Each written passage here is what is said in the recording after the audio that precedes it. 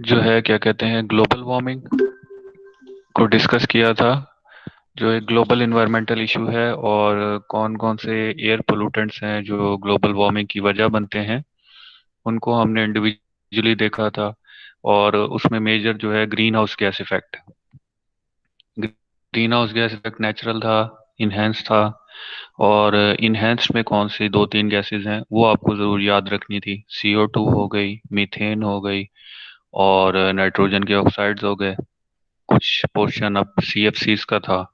तो ये चार आपको enhanced green house gas effect वाले जो हैं वो याद रखने थे। तो उसी के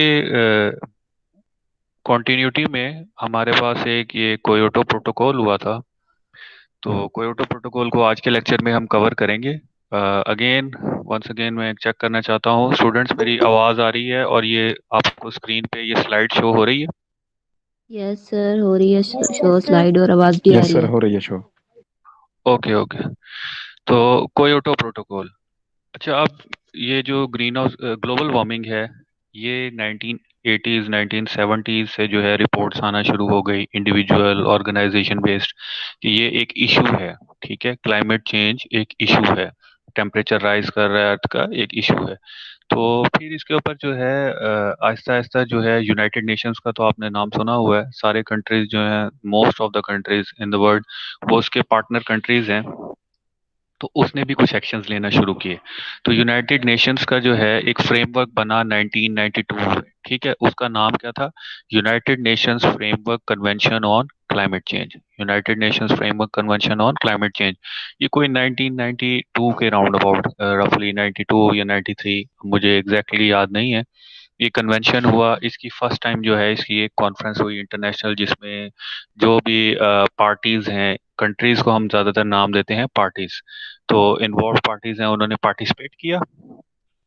उसके बाद इसकी हर साल जो है ना कॉन्फ्रेंसेस होती रही। तो कुछ ना कुछ एग्रीमेंट्स होते थे। एक 97 में जो एक इसकी जो है क्या कहते हैं इनकी मीटिंग हुई, उसमें जो एक एक एग्रीमेंट हुआ, वो एक इंटरनेशनल लेवल का एग्रीमेंट हो गया। उसको हम नाम देते हैं कोयोटो प्रोटोकॉल।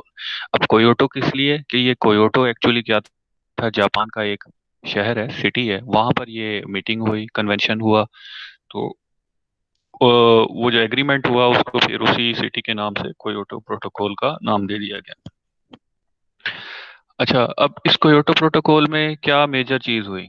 कोयोटो प्रोटोकॉल में मेजर चीज जो ये हुई कि हर कंट्री जो है कोशिश, हर कंट्री नहीं सॉरी, इंडस्ट्रियलाइज्ड कंट्रीज जो हैं वो कोशिश करेंगे कि अपनी कंबाइंड एमिशंस को 5.2% तक कम कर लें।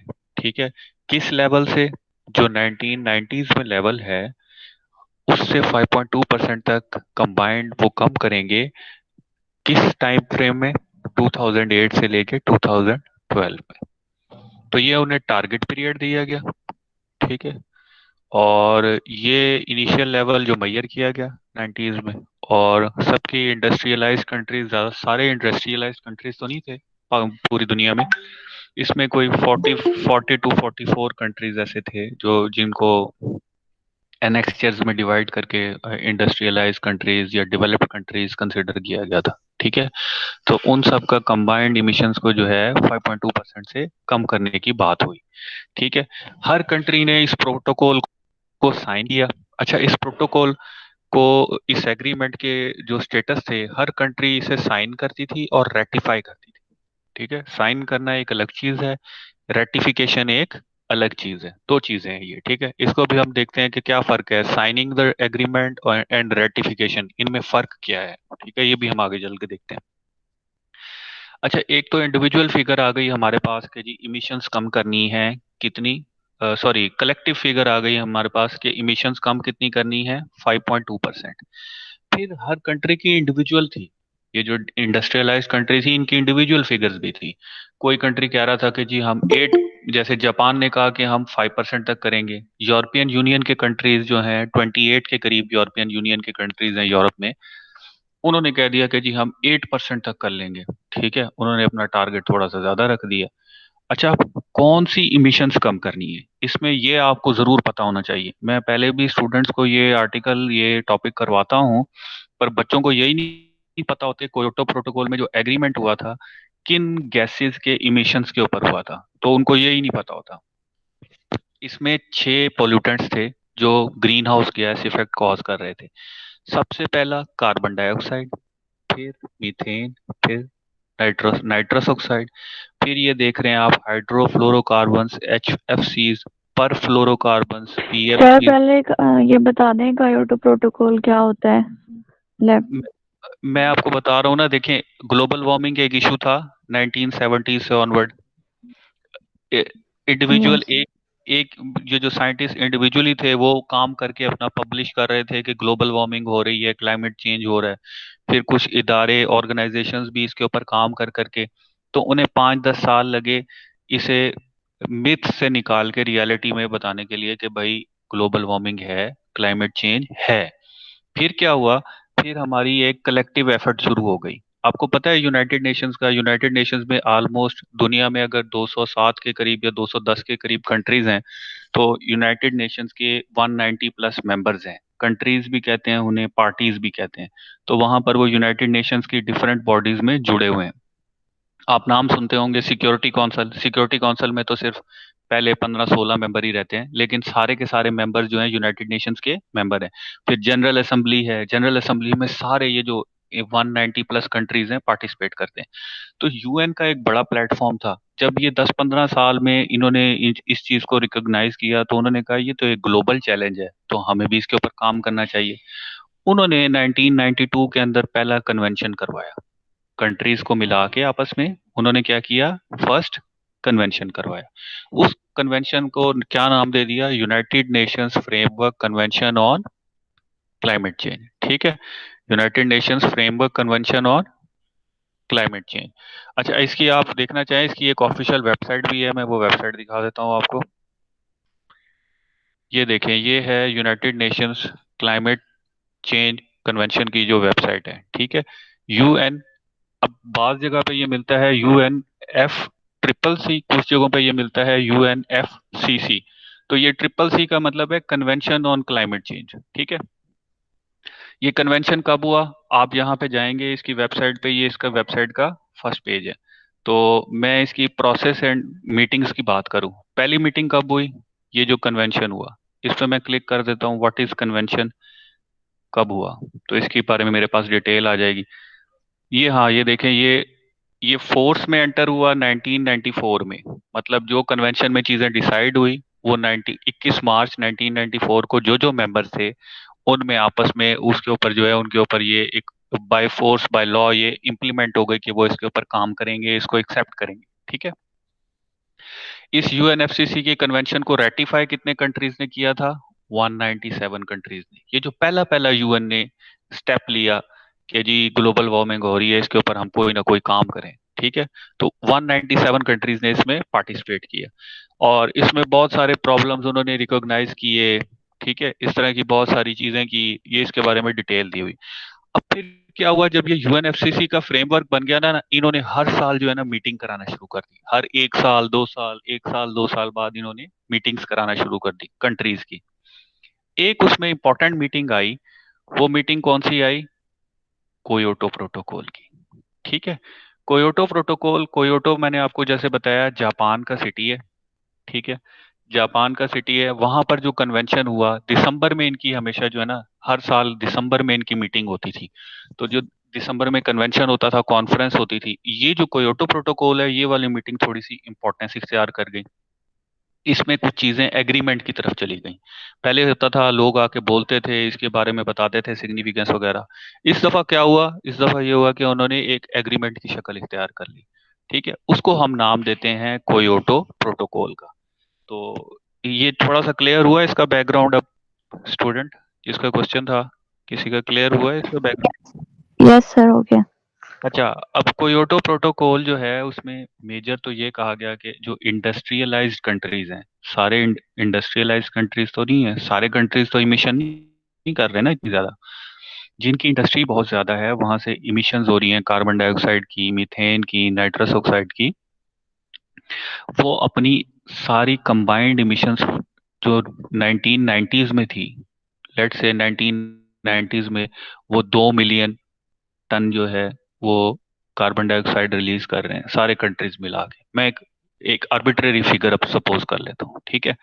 तो वो जो 1990s में उनका इमिशन का लेवल है, उससे वो 5.2% तक अपनी इमिशंस के लेवल को कम करेंगे सारे मिला के, ठीक है। किस पीरियड में? 2008 से लेके 2012 का ये फर्स्ट इसका टारगेट पीरियड था कि इस टाइम के दौरान उनकी जो इमिशंस जो 1990 में थी उससे 5.2% तक कम होनी चाहिए।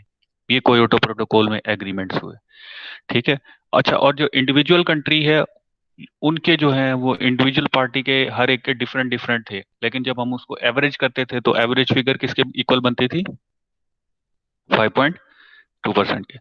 अच्छा, अब मेजर चीज इसमें 6 ग्रीन हाउस गैसेस को टैकल करने की बात हुई, सिर्फ 6। और भी बहुत सारी होंगी ग्रीन हाउस गैसेस, ठीक है, लेकिन उन्होंने इसको फिक्स किया कि ये जो 6 गैसेस हैं इनकी इमिशंस आपने कम करनी है अपने अपने कंट्रीज में। कौन कौन सी? Carbon dioxide, methane, nitrous oxide, hydrofluorocarbons, perfluorocarbons and sulphur hexafluoride. तो ये तीन जो है ये आपको लगता है ये इनऑर्गेनिक है, और ये जो आखिरी तीन है इनमें आपको लगता है कि ये जो है ये क्लोरोफ्लोरोकार्बन्स की फैमिली से ही बिलोंग करती हैं। फ्लोरीन भी है इनमें, ठीक है। लास्ट में तो फ्लोरीन ही है, उन पहले दो में क्लोरीन भी है और फ्लोरीन भी है। तो ये पर इस टारगेट क्लोरोफ्लोरो। में कहा था कि इन 6 की जो है ना इमिशन कम करनी है। जी जी, बोले एक दफा रिपीट कर दें अपना क्वेश्चन। मैं कि सर इन्होंने ये टारगेट किया था कि 6 जो है ना ये जो 6 हैं इनकी इमिशन कम करनी है हमने अपने अपने कंट्रीज में या जहाँ पे हाँ जी, भी हाँ हो। जी। नहीं नहीं, इन्हीं की इमिशंस कम करनी है, ठीक है। सर मतलब जो, इनमें क्या होती है? दोबारा एक दफा पूछ लें जिसका क्वेश्चन है। एक तो मैंने सुन लिया है, कोई और भी पूछना चाह रहा था सवाल इसके इसी से रेलेवेंट, जी सर, ताकि आपने मैं कहा आंसर। पहली तीन जो है वो इनऑर्गेनिक है। इनऑर्गेनिक कौन सी होती हैं? पहली तीन का मतलब ये है, देखिए इनऑर्गेनिक वो है ना जो जिनमें, ऑर्गेनिक का मैं आपको समझा देता हूँ, उसके अलावा जो कंपाउंड है फिर आपको इनऑर्गेनिक की समझ आ जाएगी। ऑर्गेनिक में क्या होता है, आपके पास हाइड्रोजन और कार्बन की चेन होती है, ठीक है, एक चीज होनी चाहिए। दूसरी चीज ये कि उसमें कोई फंक्शनल ग्रुप लगा हुआ हो। फंक्शनल ग्रुप अल्कोहल का हो सकता है, ईथर का हो सकता है, आपके पास एल्डिहाइड्स का हो सकता है, कार्बोक्सिलिक एसिड का हो सकता है।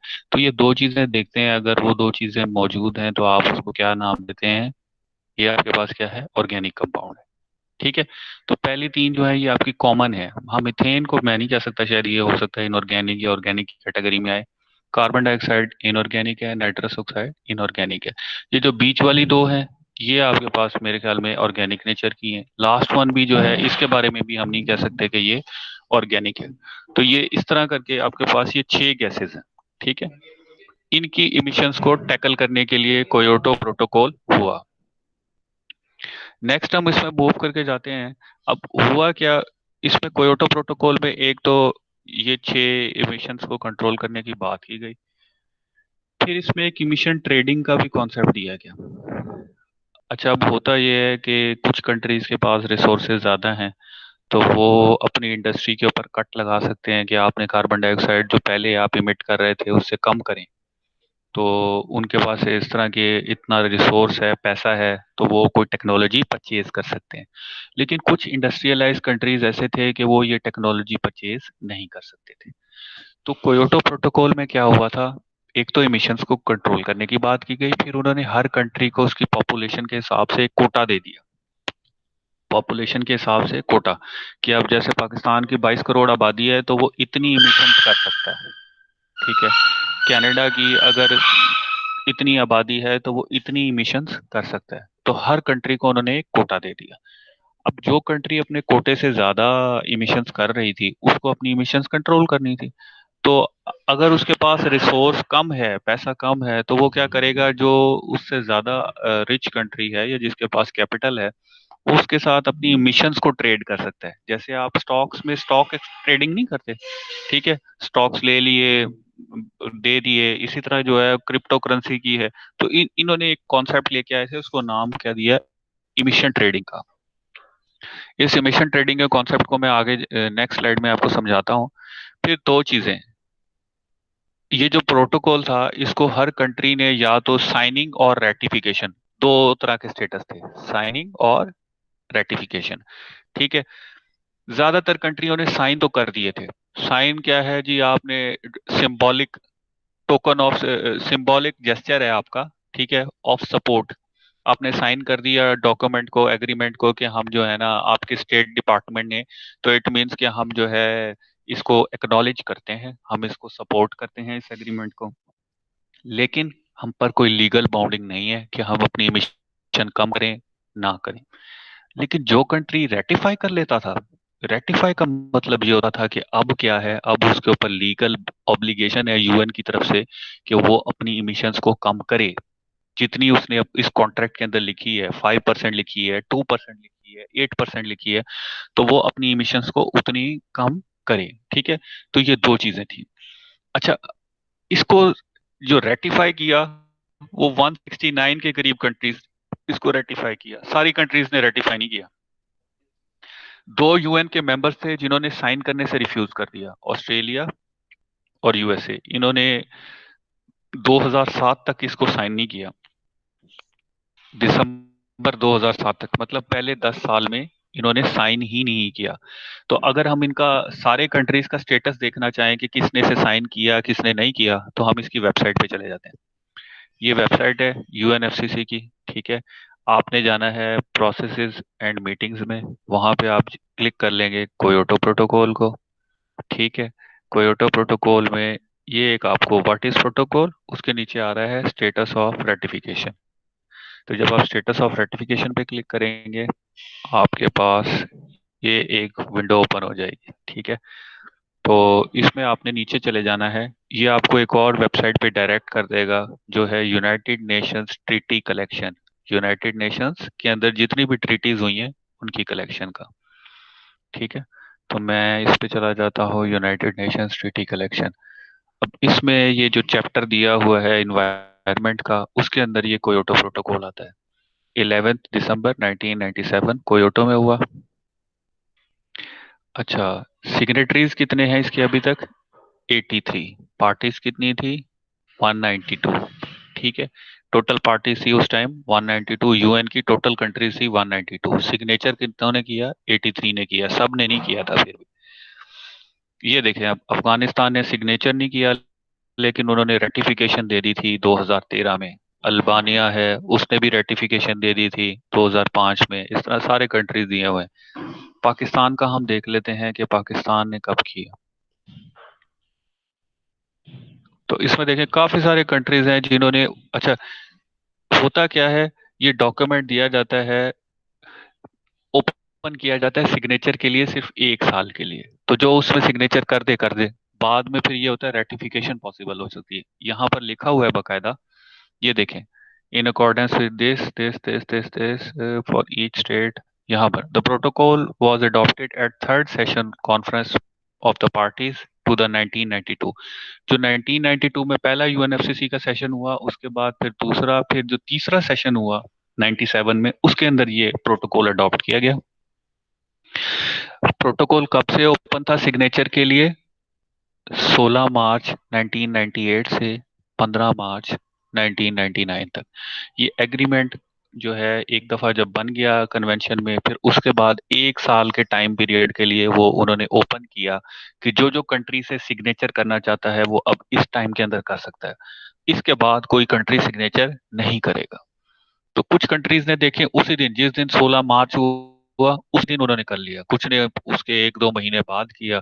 ठीक है, पाकिस्तान का देखते हैं पाकिस्तान ने कब किया। लेकिन 99 के बाद किसी का सिग्नेचर नहीं हो सकता इस पे, रेटिफाई हो सकता है, सिग्नेचर कोई नहीं कर सकता इसके ऊपर, एग्रीमेंट के ऊपर।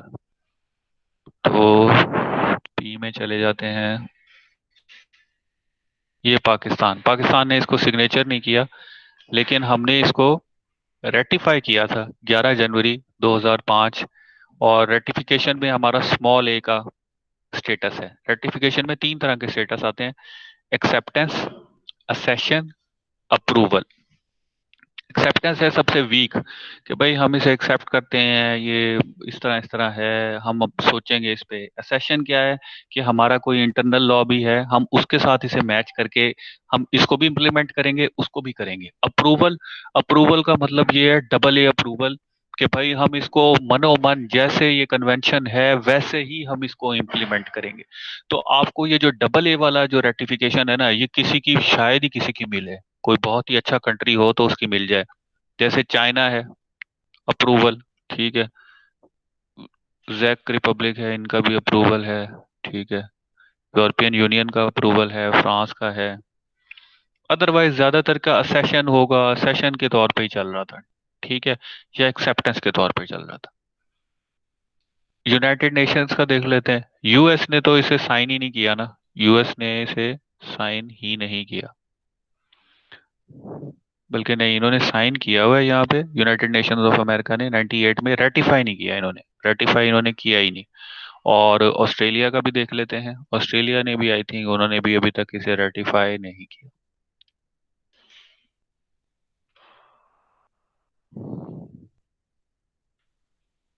ऑस्ट्रेलिया ने, हाँ ये देखें 12 दिसंबर 2007, उससे पहले उन्होंने रेटिफाई नहीं किया, साइन कर दिया था इन्होंने भी पहले। तो ओवरऑल ये कुछ कंट्रीज थे। फिर एक दो कंट्रीज ऐसे हैं जिन्होंने पहले साइन भी कर दिया, रेटिफाई भी कर दिया, लेकिन अब वो रिसेंटली इसमें से बाहर आ चुके हैं क्योटो प्रोटोकॉल में से। ऑस्ट्रेलिया ने एक सर्टेन डिक्लेरेशन के बाद इसको साइन किया। हर कंट्री, कुछ कंट्रीज ऐसे थे जिनकी रिजर्वेशंस थी, तो उनकी डिक्लेरेशन के साथ उनकी रिजर्वेशंस भी लिखी हुई है यहाँ पे, ये नीचे लिखी हुई है कि उनकी ये रिजर्वेशन थी, कुक आइलैंड की ये थी, यूरोपियन यूनियन की ये थी। तो इस तरह के कुछ कंट्रीज, और दो तीन कंट्रीज ऐसे थे जो पहले साइन कर चुके थे, बाद में बाहर आ गए। बल्कि एक ही कंट्री था, कनाडा ने डेट ऑफ, कनाडा ने विड्रॉ किया है, कनाडा ने क्योटो प्रोटोकॉल से विड्रॉ किया है, और कब किया है, 15 दिसंबर 2011 को, ठीक है, और उन्होंने नोटिफिकेशन दिया, और 15 दिसंबर 2012 को फर्स्ट टारगेट पीरियड के बाद कनाडा अब क्योटो प्रोटोकॉल का पार्ट नहीं है। सही है। तो ये इस तरह की पूरी डिटेल आपको उसकी वेबसाइट से मिल सकती है, इसको आप गो थ्रू करना चाहें कर सकते हैं।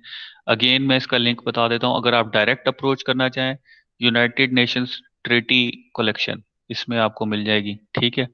और अगर आप पहले पेज से आना चाहें, तो ये यूनाइटेड नेशंस क्लाइमेट चेंज का कन्वेंशन है, इसके प्रोसेसेस एंड मीटिंग्स में चले जाइएगा। मीटिंग्स में जाके यहाँ से क्योटो प्रोटोकॉल और ये स्टेटस ऑफ रेटिफिकेशन, ठीक है, तो इसके ऊपर यहाँ से आप क्लिक करेंगे, ये आपको अगेन उसी वेबसाइट के ऊपर ले जाएगा। अच्छा, तो ये तो कुछ है यहाँ पे, जो है ना, ये दो चीज़ों का थोड़ा सा चेंज लिखा हुआ है। साइन कर दिए थे इन्होंने, रेटिफाई नहीं किया था, ये दोनों कंट्रीज ने रिफ्यूज टू रेटिफाई, साइन था of the signatories, refuse to ratify, ठीक है, ये इनका चक्कर था। अच्छा, अब इसकी सक्सेस और कितनी थी इस एग्रीमेंट की, हुआ तो ये इंटरनेशनल लेवल पे एग्रीमेंट हुआ कि जी हम एमिशंस को कम करेंगे, इसकी सक्सेस कितनी थी? तो सक्सेस इसकी कोई इतनी ज्यादा नहीं थी, अगर हम उसको मैयर करना चाहें पहले टारगेट पीरियड के अंदर, ठीक है। कंट्रीज मान तो गए थे कि ये एक ग्लोबल इशू है, ग्लोबल इन्वायरमेंटल इशू है, पर चाइना ने क्या किया, चाइना ने कोई टारगेट ही नहीं सेट किया, और सबसे ज्यादा इमिशन कौन कर रहा था, चाइना कर रहा था। अब ये देखें, ये ग्राफ में दिया हुआ है 1990 से लेके 2011 तक चाइना की इमिशन देखें पूरी दुनिया से ज्यादा है, ठीक है। और ओवरऑल देखें तो उसमें आपको तकरीबन जो है 70% चाइना की इमिशन थी, पर चाइना ने कोई टारगेट ही नहीं सेट किया कि हमने जो है ना इमिशंस को कम करना है। तो जब इस तरह के बड़ी कंट्रीज ने, यूएसए ने कोई अच्छा रिस्पांस नहीं दिया, चाइना ने कोई अच्छा रिस्पांस नहीं दिया, तो ओवरऑल जो इस प्रोटोकॉल की या एग्रीमेंट की जो सक्सेस थी ना, वो कम हो गई। ऐसा नहीं है कि बिल्कुल ही अनसक्सेसफुल रहा, कुछ ना कुछ इसमें से अच्छी चीजें भी अचीव की यूएन ने। वो ये है कि काफी सारे कंट्रीज ने अपने टारगेट्स मीट भी किए, कुछ ने नहीं किए। तो ये नेक्स्ट स्लाइड में आपको मैं दिखा देता हूँ। एक ये देखें, ये जो कंट्रीज हैं, ये ब्लू में ये सक्सेसेस हैं कि इन्होंने अपनी जो है वो 1990 से जो इमिशंस की परसेंटेज थी वो आहिस्ता आहिस्ता कम कर ली, ठीक है। और ये जो नेगेटिव्स थे, इन कंट्रीज ने कुछ टारगेट्स रखे थे लेकिन ये उनको मीट नहीं कर सकी, इनका फेलियर रहा कि ये अपनी मिशंस को कम नहीं कर सकी 1990s के लेवल से 2008-12। स्लाइड शो नहीं हो रही। क्या नहीं हो रही? स्लाइड शो नहीं हो रही स्टूडेंट्स? जी सर। कब से नहीं हो रही? अभी से नहीं हो रही या पहले से ही नहीं हो रही थी? सर अभी नहीं हो सर रही। हो रही है शो। चलें, 1 मिनट में दोबारा इसको प्रेजेंटिंग स्क्रीन ऑन कर देता हूँ। ओके। सर ये जो प्रेजेंट ईयर्स हैं इनमें भी अब ये एग्जिस्ट कर रहा है या बस खत्म हो गया ये क्योटो है प्रोटोकॉल? नहीं, अभी भी है। पहला जो इसका टारगेट पीरियड था 2008 से 12 तक था। फिर उन्होंने 12 के बाद जो है ना, उन्होंने मीटिंग करके उसको कहते हैं दोहा एग्रीमेंट। ठीक है। दोहा में, कतर में उन्होंने एग्रीमेंट किया। हर साल की तरह जो मैंने आपको बताया कि दिसंबर के अंदर जो है मीटिंग होती है, तो फिर उन्होंने उसको रीन्यू कर लिया। आप ये प्रोसेसेस एंड मीटिंग्स में जाएंगे ना, तो 1997 में कोयोटो प्रोटोकॉल हुआ। फिर ये पेरिस एग्रीमेंट हुआ। पेरिस एग्रीमेंट भी एक बहुत मशहूर एग्रीमेंट है, वो भी यूएनएफसीसी के अंडर ही आता है। तो आप यहाँ देखें, ये एक दिया हुआ है आपको, the Doha agreement. Kyoto protocol के अंदर ही दिया हुआ है द दोहा एग्रीमेंट। तो कतर के अंदर ये एग्रीमेंट हुआ था। ये जो इनकी दिसंबर की जो कॉन्फ्रेंस होती होती है सालाना, 8 दिसंबर 2012। ठीक है। तो इसमें इन्होंने ना वो जो कोयोटो प्रोटोकॉल का टारगेट पीरियड है उसको बढ़ा दिया, कुछ और चेंजेस की, कुछ आर्टिकल्स चेंज किए, कुछ एंटर इनटू फोर्स में अमेंडमेंट्स की। ठीक है। और एक्सेप्टेंस वाली जो चीजें हैं वो चेंज कूंज करके इसका एक नया टारगेट पीरियड दे दिया था उन्होंने। ठीक है। वो नया टारगेट पीरियड मेरे ख्याल में, मुझे उसका एग्जैक्ट याद नहीं है, आप उसको यहाँ से रीड करेंगे तो आपको पता लग जाएगा कि नया टारगेट पीरियड क्या था। इसके बारे में भी यहाँ पे आपको ये जो है नीचे एक लिंक दिया हुआ है, यूनाइटेड नेशंस ट्रीटी कलेक्शन, कि इसमें जो है कंट्रीज का किस तरह का जो है वो रहा रिस्पॉन्स। ये Doha agreement amendment to Kyoto protocol, Doha amendment to Kyoto protocol. अब इसमें हम देख लेते हैं। इसमें ज्यादातर में साइन साइन की तो कोई ऑप्शन नहीं थी, एक्सेप्टेंस थी, तो एक्सेप्टेंस सबने दी इसमें। ठीक है। और इसकी डिटेल आपको यहाँ से मिल सकती है। 147 के करीब इसमें कंट्रीज थे। ठीक है। ये इसकी थोड़ी सी सिग्निफिकेंस थी। अब इसका सेकंड टारगेट पीरियड चल रहा है। हम जो बात कर रहे हैं अभी कोयोटो प्रोटोकॉल की, वो हम उसके पहले टारगेट पीरियड की बात कर रहे थे, 2008 से 2012। अच्छा, ये देखें, इसमें कुछ कंट्रीज की सक्सेसेस थी और कुछ की नहीं थी। ठीक है। ये तो एक इसकी सक्सेस और अनसक्सेसफुल जो भी जिस तरह के भी थे। अब आ जाता है, एक ये स्लाइड है बीच में इमिशन ट्रेडिंग की। तो इमिशन ट्रेडिंग एक्चुअली क्या है? इमिशन ट्रेडिंग की किसी को समझ आई थी? मैंने अभी आप लोगों को इमिशन ट्रेडिंग के बारे में थोड़ा सा पहले बताया था। स्टूडेंट्स, कोई रिस्पॉन्स करे, पता लगे जी कि सर। आप लोग इमिशन ट्रेडिंग की समझ आई थी पहले, इस स्लाइड में जब मैंने आपको थोड़ा सा बताया था यहाँ पे, buying credits. Sir emission trading जैसे आपने बताया था स्टॉक एक्सचेंज होता है। जैसे स्टॉक्स में आप स्टॉक की ट्रेडिंग करते हैं ना, इमिशंस में इमिशन की ट्रेडिंग कैसे, ये देखें, ये एक एग्जांपल दी हुई है। लेट से आपके पास दो कंपनीज हैं, ए एंड बी। दोनों जो हैं कार्बन डाइऑक्साइड इमिशन कर रही हैं सेम अमाउंट में। कितनी कितनी? 5,000 टन, 5,000 टन। दोनों के एनर्जी प्लांट लगे हुए हैं ये। अब दोनों and are required to collectively reduce their emissions by 10%। दोनों को कहा गया है कि आपने जो है ना कलेक्टिवली 10% तक अपनी इमिशंस रिड्यूस करनी है। अच्छा जी।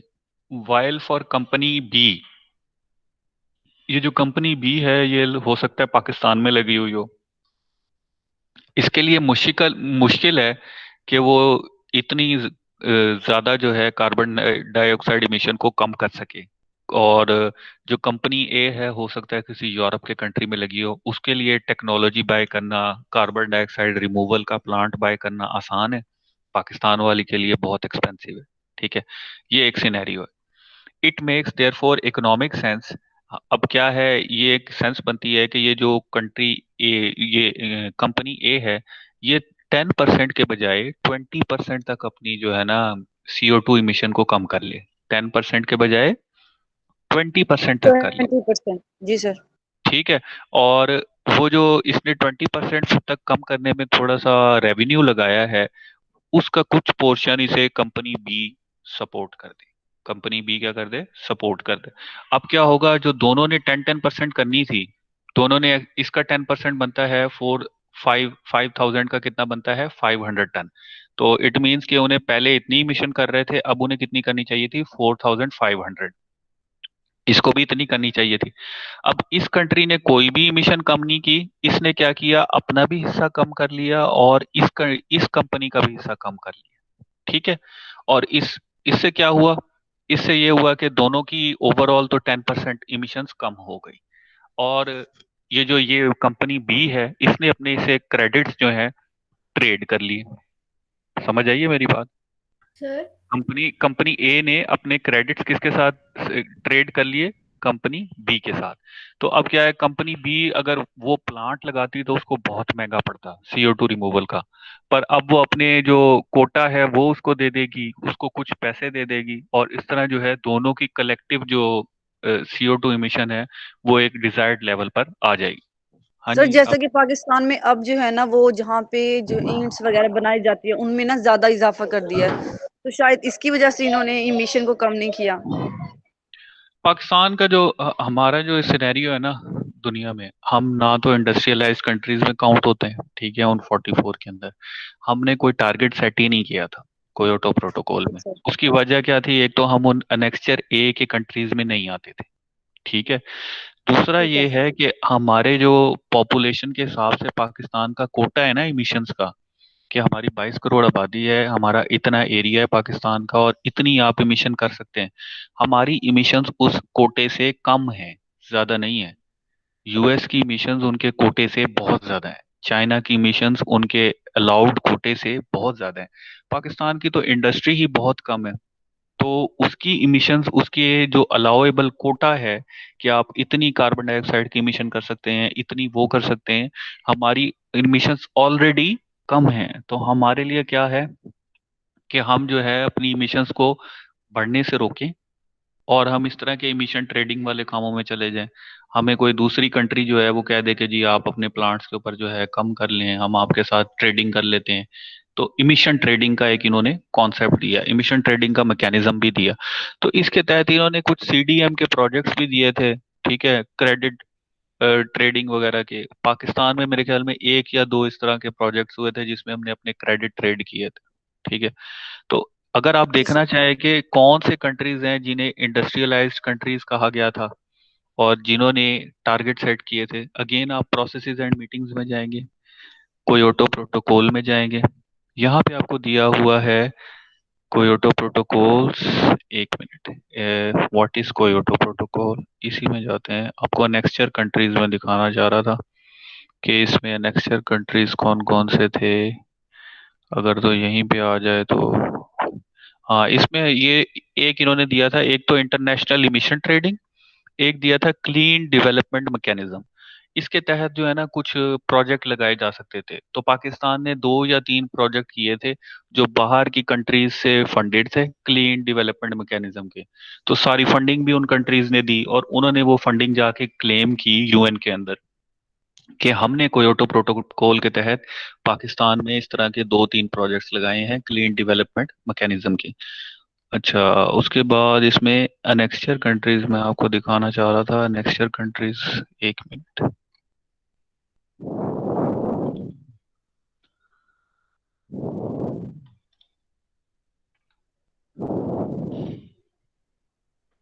Kyoto protocol bodies, CMP, okay, के एग्जीक्यूटिव बोर्ड, नहीं नहीं नहीं, ये भी नहीं है। स्टेटस ऑफ रेटिफिकेशन, हाँ इसमें देखते हैं, यहीं पे दिया होगा कहीं ना कहीं। नहीं, वो मैं आपको ना उसको शेयर करूंगा, है तो यहीं से। मुझे थोड़ा सा माइंड में नहीं है कि कहाँ से आया था। Amendment to annexure B countries देख लेते हैं, शायद यही है। इसमें भी नहीं है। हो सकता है उन्होंने वो टॉपिक कहीं थोड़ा सा आगे पीछे कर दिया, अदरवाइज होना तो यहीं पे चाहिए था वो।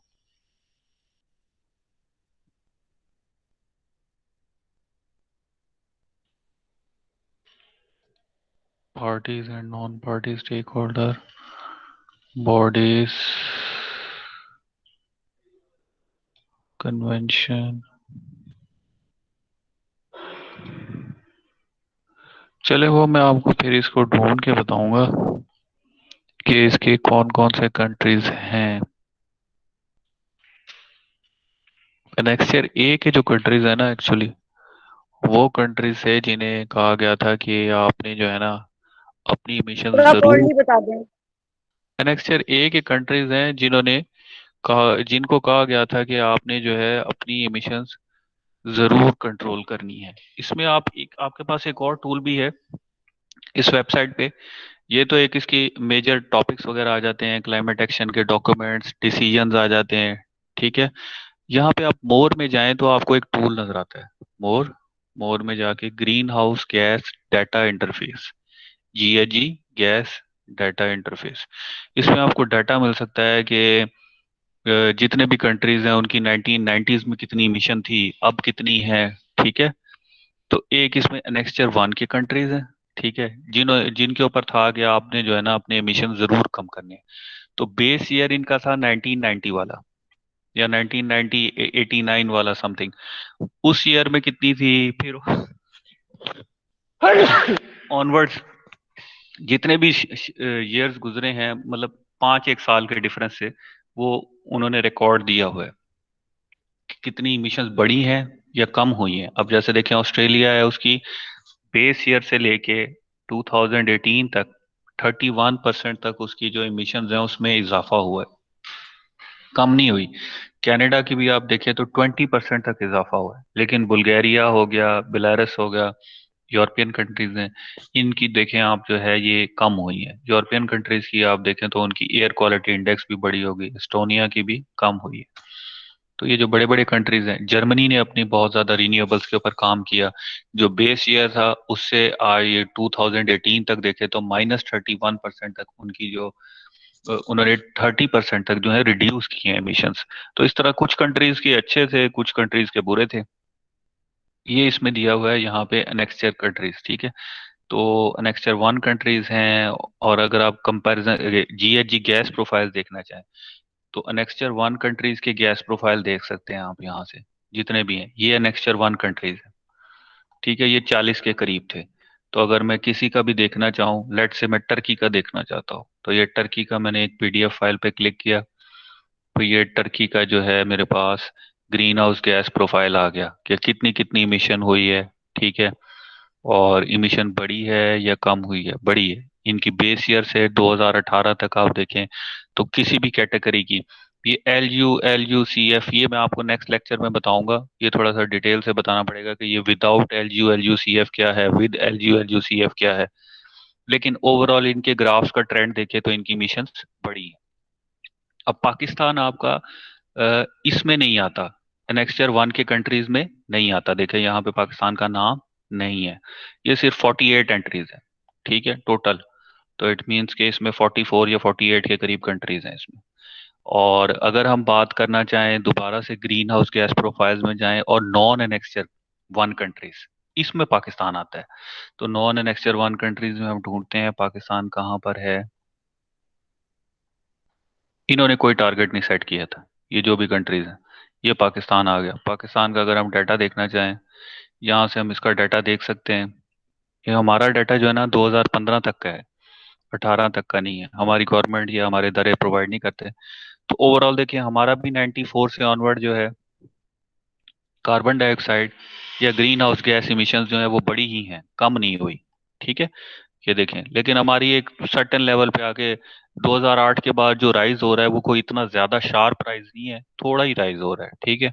आबादी तो बढ़ी है लेकिन इतना ज्यादा शार्प राइज नहीं नजर आ रहा हमें।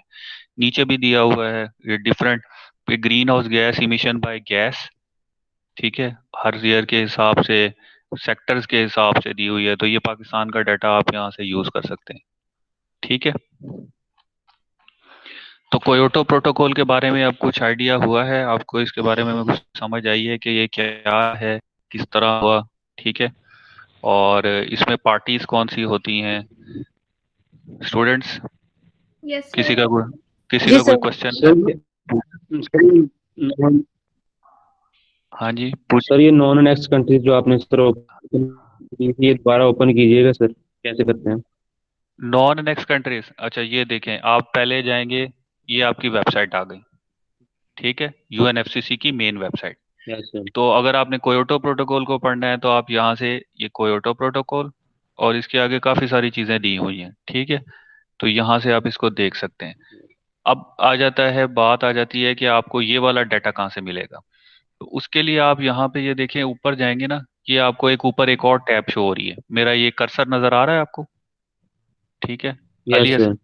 तो ये ऊपर काफी सारी जो है ना यस सर। आपको यूएनएफसीसी की एनुअल रिपोर्ट आती है, वो भी आप यहाँ से डाउनलोड कर सकते हैं, ठीक है। फिर सीडीएम मैंने बताया, क्लीन डेवलपमेंट मैकेनिज्म के, यहाँ आगे लिखा हुआ है मोर। तो इनके पास और भी काफी सारे यस सर। टूल्स हैं जो ऊपर शो नहीं हो रहे। तो मैं मोर पे क्लिक करूंगा, ये थोड़ी देर के लिए रुक जाएगा।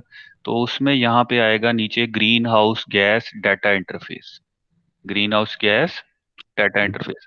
डाटा। अब मैं इसके ऊपर क्लिक करूंगा तो एक नई विंडो शुरू हो जाएगी, यहाँ पे आपके पास अब कंट्रीज का डाटा दिया हुआ है, ठीक है। अब यस कंट्रीज के सर। डाटे में हमें तो, क्योंकि हमें तो बिल्कुल मेजर जनरल सा डाटा चाहिए। अगर ज्यादा करना चाहें तो इसके अंदर कैलकुलेटर्स हैं, आप उसमें डाटा ऐड करके खुद से निकाल सकते हैं टाइम सीरीज के मुताबिक। पर मैंने आपको जो सबसे इजीएस्ट वे बताया है वो है ग्रीन हाउस गैस प्रोफाइल्स। हर कंट्री के प्रोफाइल दिए हुए हैं, ग्रीन हाउस गैस प्रोफाइल्स। तो इसमें दो तरह की कैटेगरीज थी, एक एनेक्स्चर वन और एक non annexure one. Annexure one वो कंट्रीज थी जिन्होंने एंड में ये कहा था कि हम अपने इमिशंस कम करेंगे, इंडस्ट्रियलाइज्ड कंट्रीज, ठीक है, या जिनके ऊपर एग्रीमेंट लागू हुआ रेटिफिकेशन के बाद।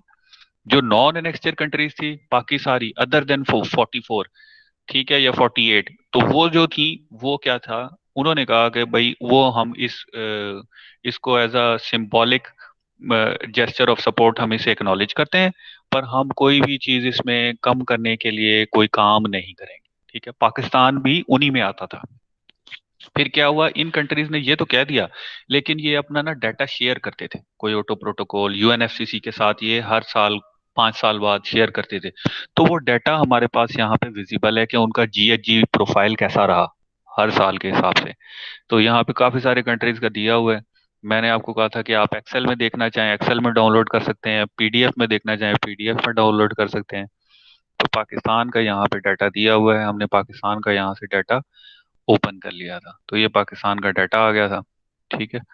तो ये आप जो है इसको प्रिंट करना चाहें प्रिंट कर लेके, हमारी ग्रीन हाउस गैस बढ़ी है या नहीं। अब जैसे ये देखें,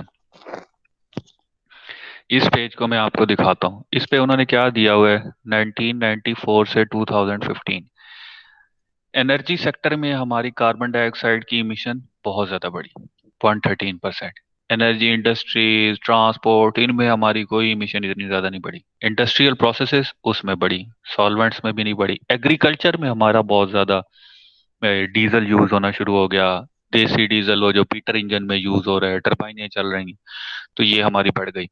और इसी तरह वेस्ट में हमारा काफी ज्यादा बढ़ गया। तो ओवरऑल उसने सेक्टर वाइज भी दिया हुआ है डाटा। ये सारा डाटा या तो पाकिस्तान ने शेयर किया हुआ है या जो इंटरनेशनल ऑर्गेनाइजेशंस खुद इकट्ठी करती हैं वो कुछ आइडियाज लगाती हैं उसी हिसाब से है, ठीक है। तो फिर ये देखें, ये दिया हुआ है 2015 का दिया हुआ है, तो उसी हिसाब से कि किस किस गैस का कितना शेयर है।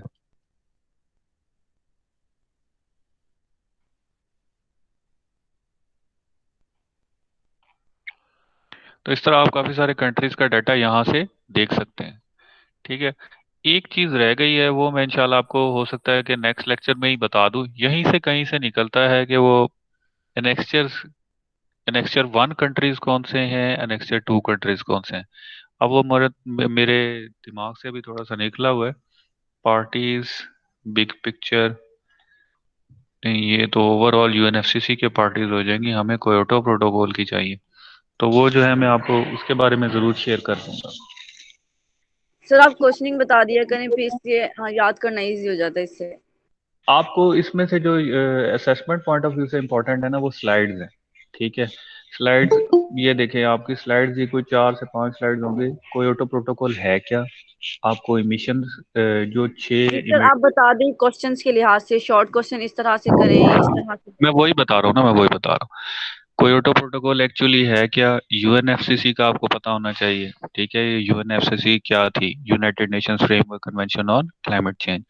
फिर इसमें एनेक्स्चर 1 के कंट्रीज और एनेक्स्चर नॉन एनेक्स्चर 1 के कंट्रीज, इनके बारे में आपको पता होना चाहिए। फिर तीसरी चीज क्या है? नाम। मैं ये नहीं कहता कि सारे आपने जो है वो, आपको आइडिया होना चाहिए कि एनेक्स्चर 1 कंट्रीज कौन से हैं। ये ना हो कि जी आपको नाम में पूछने लग पड़ूं फलाना कंट्री है या नहीं है, ऐसा कुछ नहीं होगा। ठीक है। फिर कोयोटो प्रोटोकॉल के अंदर कौन से ग्रीन हाउस गैस इमिशंस को कंट्रोल करने की बात की गई? 6, उनका पता होना चाहिए। फिर इमिशन ट्रेडिंग का कॉन्सेप्ट क्या था, इसका पता होना चाहिए आपको। ठीक है। फिर कुछ एक दो मेजर कंट्रीज हैं जैसे इंडिया और चाइना है, इन्होंने कोई टारगेट सेट नहीं किया। इंडस्ट्रियलाइज कंट्रीज कंसीडर किए जाते थे, लेकिन इन्होंने कहा कि हमारी इकोनॉमीज इन ट्रांजिशन है तो हम कोई टारगेट सेट नहीं करेंगे, इसका आपको पता होना चाहिए। ऑस्ट्रेलिया और यूएस है, इन्होंने दिसंबर 2007 से पहले कोई रेटिफिकेशन नहीं दी, इसका आपको पता होना चाहिए। बस ये छोटी छोटी चीजें जो स्लाइड्स में लिखी हुई। ठीक है।